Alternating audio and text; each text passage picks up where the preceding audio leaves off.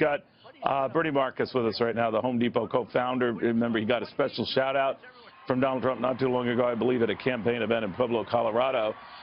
Bernie, you heard what Ari was saying. You've heard what some other Republicans have been saying, that maybe ever since the release of this tape, even though Mr. Trump has apologized for it several times, they're not getting over it, and they want the party to get over him. What do you think of that?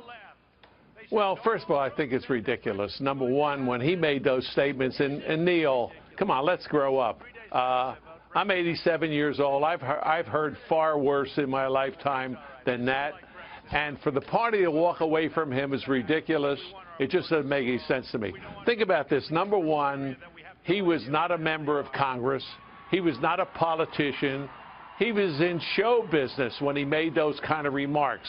And what has that got to do with what's happening today? And for the Republican Party to walk away from him is total, absolute nonsense. They don't. But what do you think is happening here? One of the things that you got to, something is happening where they're doing this, because it does seem at first blush childish. But he did have a good debate performance last night. Many have weighed whether it was wise to bring all these Clinton accusers there, but it sort of nullified the situation so that he could talk about this other stuff. It's always in the eyes of the beholder. But that they're getting nervous. They're getting nervous about congressional seats. They're getting nervous about Senate seats. What do you think? Yeah, I think they are. I think they are. But let me put it to you this way. So we have a Congress that's dominated by the Republicans and the Democrats.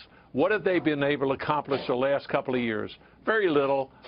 Anything that they wanted to pass, Obama was going to veto it. In most cases, they didn't even try to pass legislation knowing that Obama was going to veto it.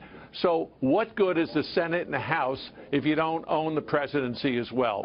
And it would seem to me that they should understand that if Hillary is the president of the United States, and they may be the Senate and the House, and they may win, and I hope that they do win, they're going to have Supreme Court judges that are going to be nominated, and they're going to be forced to accept somebody that doesn't believe in the Constitution. That's really like Sotomayor that we have today. And I can't think of anybody who's worse for the free market or for the free enterprise system in America than Sotomayor.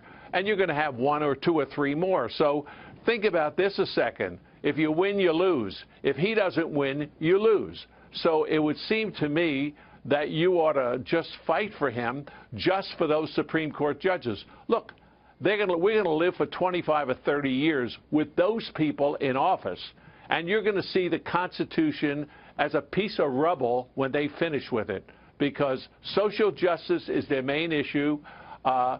Bowing to the mobs is their main issue, and the Supreme and actually the rule of law is going to go out. We've seen Obama pass executive orders that don't pass the rule of law. The courts are knocking them out one by one. If you have a Supreme Court that's dominated by the liberals, they won't knock them out. Even the rules that we know are... That is a concern. No, that is a concern. But let me ask you a little bit about, for the next debate, the rubber match, I guess, if you will, in Las Vegas, and this sense that that's his closing argument to make and to turn some poll numbers around. Not all, but some. A national lead has widened for Hillary Clinton in some battleground states. It's picked up, not demonstrably, but enough, I'm sure, to give folks like you some pause and worry. What do you think he has to do in that debate to close the deal?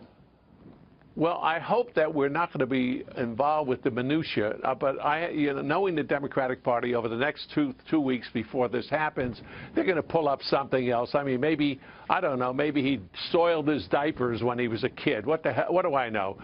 They'll find something that's going to be to try to take everybody's mind off the major issues.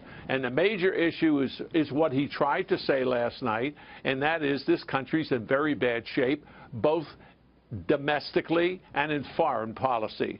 And what he's going to have to do is to have more detail on what he's doing. They're spending so much time talking about nonsense that doesn't make any difference in this country, and it's basically the gutter that they started this last week. Hillary and her supporters are the ones that dig this garbage up. And you know what? If it continues next week, the people are not going to hear what they really have to hear. How are you going to create jobs? How are you going to help middle America? How are you going to keep the small businessman from going under? You know, this year, Neil, I tell you the numbers, there were more small businesses closed this last year than open. This is the first time in maybe 40 years that happened.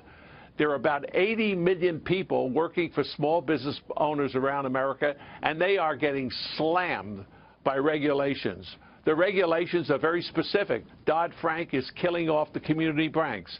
If the community banks are not there, they can't get line of credits. Obamacare is causing them to hire more part-time people, and think about this, Neil, more part-time people than full-time people. And this is happening all over America as we speak. And so you're not building jobs. Hillary is interested in killing the rich. What is that going to do to create jobs in America? We have to think about the people. There's 95 million people that are out of the workforce. I think she said she wants guys like you to pay your fair share. What did you think of that? Well, you know what? You could take all of my money, frankly, and it's not going to make a drop in the bucket. Come on, Neil, by the way, you're in that bucket also, along with me. So if in fact, she takes everything I have... We're at different ends of that bucket, Bernie, but I understand what you're saying. Hey, listen, Neil, I give away a lot of money. You know, my foundation gives away millions every year, and I'm going to be broke one of these days, and I'll be right where you are. Hey, not so bad. At least I accomplished something. Bernie, you've done a lot and a lot of good. I want to thank you very much in juggling all this breaking news. Before we go to break here, I want to bring